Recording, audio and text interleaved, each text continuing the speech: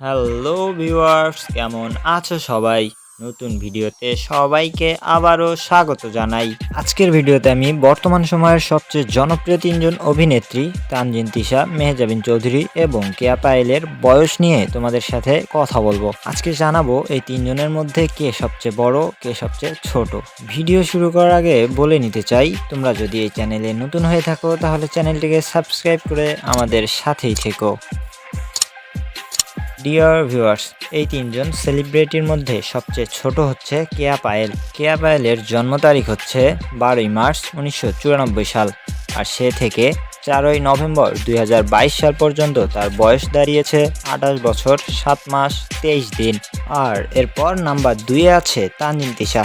তানজিন তিশার জন্ম তারিখ হচ্ছে 25শে মে 1993 সাল, সে থেকে 4ই নভেম্বর 2022 সাল পর্যন্ত তার বয়স হচ্ছে 29 বছর 5 মাস 10 দিন।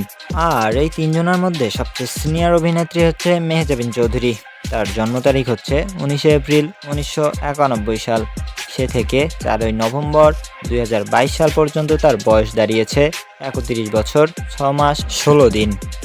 কেয়া পায়েলের থেকে তানজিন তিশা 291 দিনের বড়, আর তানজিন তিশা থেকে মেহজাবিন চৌধুরী 766 দিনের বড়।